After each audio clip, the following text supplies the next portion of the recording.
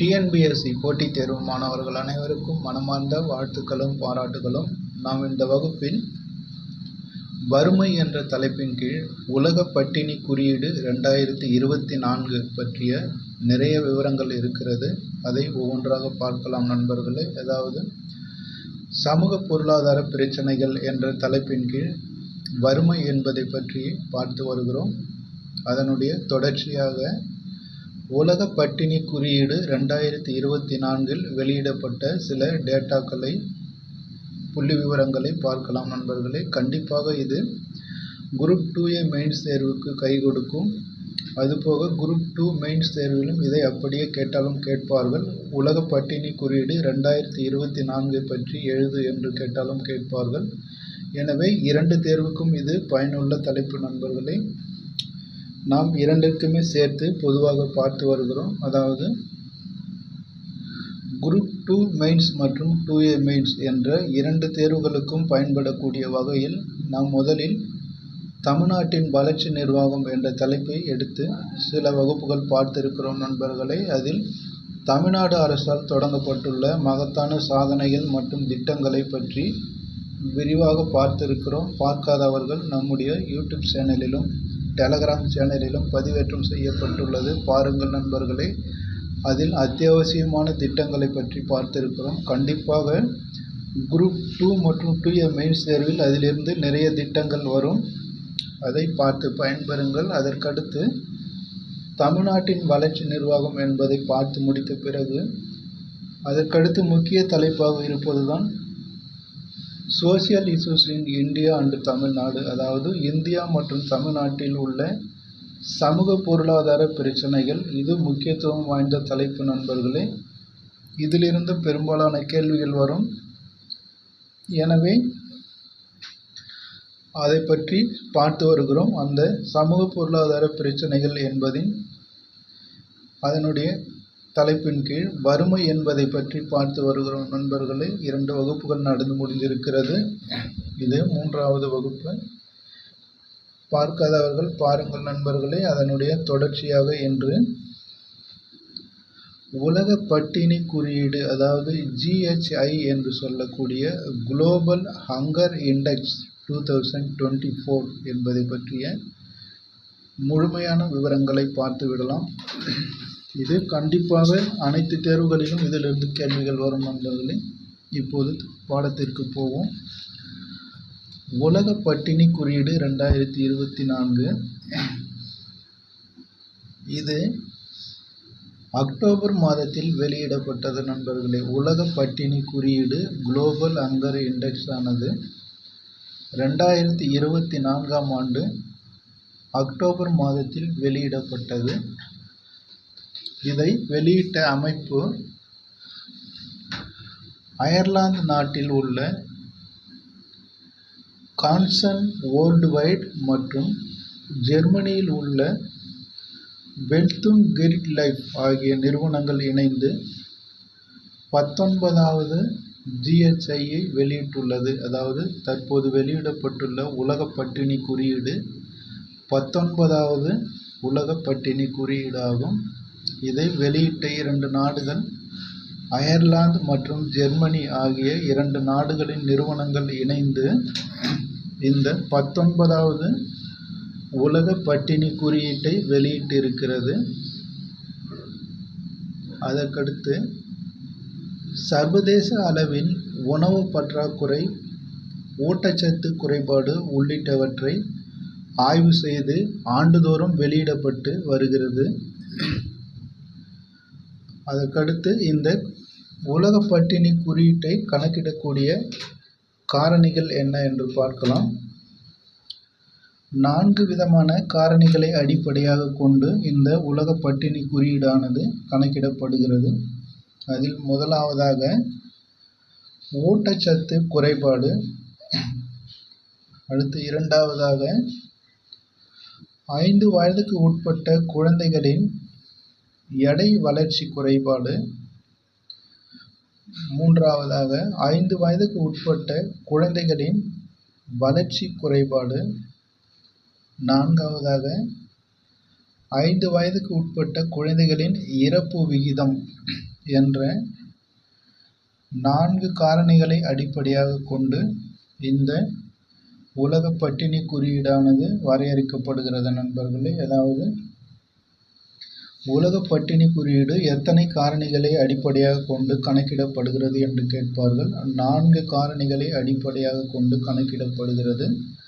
அதில் முதலாவதாக ஊட்டச்சத்து குறைபாடு, இரண்டாவது 5 வயதுக்குட்பட்ட குழந்தைகளின் எடை வளர்ச்சி குறைபாடு, மூன்றாவதாக 5 வயதுக்கு உட்பட்ட குழந்தைகளின் வளர்ச்சி குறைபாடு, நான்காவது 5 வயதுக்குட்பட்ட குழந்தைகளின் இறப்பு விகிதம்.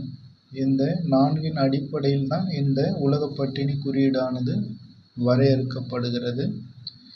இதை மதிப்பிடக்கூடிய புள்ளி விவரங்களை இப்போது பார்க்கலாம். 0 மதிப்பெண் என்று எடுத்துக்கொண்டால் பட்டினி இல்லாத நிலை. அதாவது இந்த உலக பட்டினி குறியீட்டில் 0 மதிப்பெண் கிடைத்தால் அந்த நாட்டில் பட்டினி இல்லாத நிலை இருக்கிறது என்று அர்த்தம். அதற்கு எதிர்மறையாக 100 மதிப்பெண்கள் என்று வந்தால் மிக மோசமான பட்டினி என்று அர்த்தம். அதாவது உலக பட்டினி குறியீட்டில் 100 மதிப்பெண்கள் என்று வந்தால் அந்த நாடானது மிக மோசமான பட்டினி நிலைமையில் இருப்பதாக கணக்கிடப்படுகிறது. அதாவது உலக பட்டினி குறியீட்டில் 0 என்பது பட்டினி இல்லாத நிலையை குறிக்கிறது. 100 மதிப்பெண் என்பது மிக மோசமான பட்டினி நிலையை குறிக்கிறது. அதற்கடுத்து இந்தியாவில் உள்ள விவரங்களை இப்போது பார்க்கலாம். இந்தியாவின் நிலை. உலகின் 127 நாடுகளுக்கிடையே நடத்தப்பட்ட ஆய்வின்படி இந்தியாவானது 105வது இடத்தில் உள்ளது. அதாவது இந்த உலக பட்டினி குறியீடானது 127 நாடுகளுக்கிடையே நடத்தப்பட்டிருக்கிறது.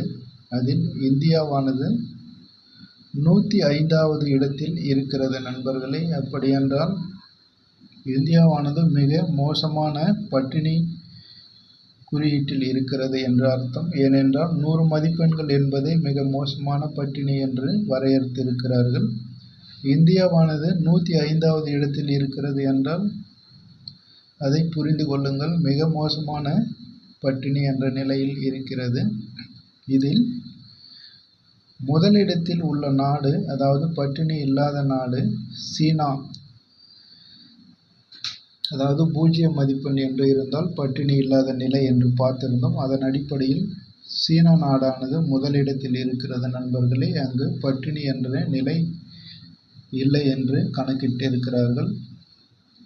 கடைசி இடத்தில் இருப்பது காங்கோ, அதாவது மத்திய ஆப்பிரிக்க நாடு.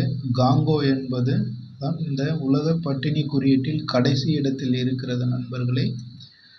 ஆப்பிரிக்கா என்றாலே வறுமை மற்றும் கொடிய பஞ்சங்களுக்கு பெயர் போன நாடு. அதில் காங்கோ என்பதுதான் கடைசி இடத்தில் இருக்கிறது.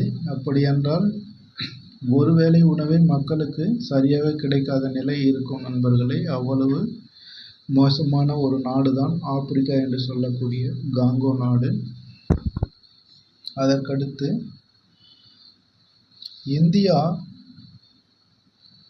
27.3 மதிப்பெண்களை பெற்று தீவிரமான பசி பிரச்சனைகள் உள்ள பிரிவில் இருக்கிறது நண்பர்களே. முன்னாடி சொன்னது போலதான் இந்தியாவானது தீவிரமான பசி பிரச்சனைகள் உள்ள பிரிவில் இருக்கிறது.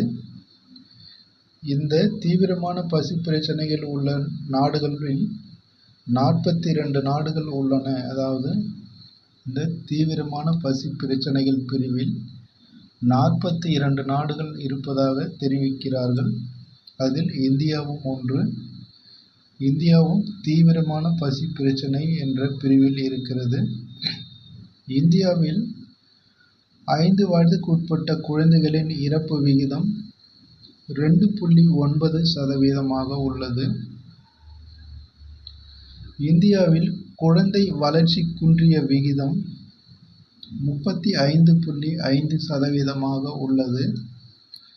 இந்தியாவில் ஊட்டச்சத்து குறைபாட்டால் குறைந்த எடை உள்ளதாக 18.7% குழந்தைகள் உள்ளனர்.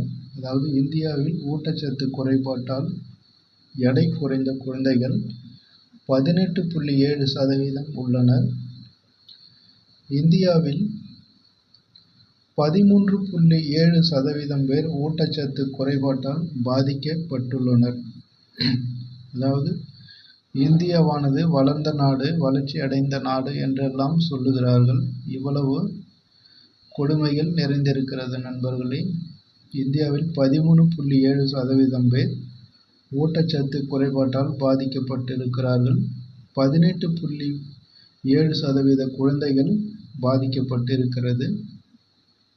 குழந்தை வளர்ச்சி குன்றிய விகிதம் 35.5% உள்ளது நண்பர்களே. அதாவது ஏறக்குறைய 1/3 பங்கு குழந்தைகள் வளர்ச்சி குன்றி இருக்கிறது இந்தியாவில். இதை புரிந்து கொள்ளுங்கள் நண்பர்களே. இந்த விவரங்களை குரூப் 2A மெயின்ஸ் தேர்வில் கேட்பார்கள். இந்த தலைப்பானது கண்டிப்பாக குரூப் 2 தேர்வில் கேட்பார்கள் நண்பர்களே. அதாவது உலக பட்டினி குறியீடு 2024 பற்றி விவரி என்று கேட்பார்கள். இந்த அனைத்து தகவல்களையும் நீங்கள் எழுதியாக வேண்டும் நண்பர்களே. அவ்வளவு முக்கியத்துவமான தலைப்பு இது. அதாவது இந்த தலைப்பு எல்லா கரண்ட் அஃபேர்ஸ்லையும் வருகிறது, சமூக பிரச்சனைகளையும் வருகிறது நண்பர்களே. அதுக்கடுத்து பொருளாதார பிரிவிலும் வரும். ஏனென்றால் அவ்வளவு முக்கியத்துவம் வாய்ந்த தலைப்பு உலக பட்டினி குறியீடு 24. அதாவது development administration of Tamil Nadu India என்கிற தலைப்பின் கீழும் வரும். அதற்கடுத்து இந்திய பொருளாதாரம் என்பதன் கீழும் வரும். சமூக பிரச்சனைகள் என்று சொல்லக்கூடிய தலைப்பின் கீழும் வரும் நண்பர்களே. 3 தலைப்பின் கீழும் இந்த பகுதியானது வரும். எனவே கண்டிப்பாக இதை தேர்வில் எதிர்பார்க்கலாம். கேட்டு புரிந்து கொள்ளுங்கள். அதற்கடுத்து தீபாவளிக்கு பிறகு உங்களுக்கு லைவ் கிளாஸாக வரும் நண்பர்களே. அதாவது டிஜிட்டல் போர்டு மூலம் உங்களுக்கு வகுப்புகள் நடைபெறும். நீங்கள் பார்த்து புரிந்து கொள்ளலாம். எனவே அதுவரை சென்ற வகுப்புகளை கேட்டு புரிந்து கொள்ளுங்கள். அதற்கடுத்து தீபாவளியை சிறப்பாக கொண்டாடி முடியுங்கள் நண்பர்களே. அதற்கடுத்து படிக்க தொடங்குங்கள். அடுத்து இதனுடைய இலக்கு என்பதை பார்க்கலாம். இந்த உலக பட்டினி குறியீட்டினுடைய இலக்கு 2030 ஆண்டுக்குள் பூஜ்ஜிய பட்டினி நிலையை அடைய வேண்டும் என்பதுதான் இதனுடைய இலக்கு. அதாவது உலக பட்டினி குறியீடு 2024 இலக்கு என்ன என்று பார்த்தால் 2030 ஆண்டுக்குள் பூஜ்ஜிய பட்டினி நிலையை அடைய வேண்டும் என்பதுதான் இதனுடைய இலக்கு. குரூப் 2A மெயின்ஸ் தேர்வில் கேட்பார்கள் நண்பர்களே. உலக பட்டினி குறியீடு 2024 இலக்கு என்னவென்று கேட்பார்கள். அதனுடைய இலக்கு 2030க்குள் பூஜ்ஜிய பட்டினி நிலையை அடைய வேண்டும் என்பதுதான். இவ்வளவுதான் நண்பர்களே. உலக பட்டினி குறியீடு 2024 பற்றிய அனைத்து தகவல்களையும் சொல்லியாகிவிட்டது. இதை தெளிவாக கேட்டு புரிந்து கொள்ளுங்கள். கண்டிப்பாக இது வருகிற மெயின்ஸ் தேர்வுகளில் கண்டிப்பாக எதிர்பார்க்கப்படுகிறது. இதோடு இந்த வகுப்பை முடித்துக் கொள்ளலாம் நண்பர்களே. ஏனென்றால் அடுத்து பெரிய தலைப்பானது ஆரம்பிக்க இருக்கிறது. அதாவது மத்திய அரசால் தொடங்கப்பட்ட வறுமை ஒழிப்பு திட்டங்கள் மற்றும் மாநில அரசால் தொடங்கப்பட்ட வறுமை ஒழிப்பு திட்டங்கள் பற்றிய ஒரு முக்கியமான பெரிய தலைப்பானது பார்க்க இருக்கிறோம். எனவே அதை தனியாக பார்த்து கொள்ளலாம். இந்த தலைப்பை இதோடு முடித்து கொள்ளலாம் நண்பர்களே. இதை தெளிவாக கேட்டு பயன்பெறுங்கள். உங்களுடைய நண்பர்களுக்கும் தெரியப்படுத்துங்கள். நீங்கள் அனைவரும் போட்டித் தேர்வில் வெற்றி பெற்று அரசாங்க அதிகாரியாக வேண்டும் என்று மனமாற வாழ்த்துகிறேன். நன்றி நண்பர்களே. மீண்டும் சந்திப்போம்.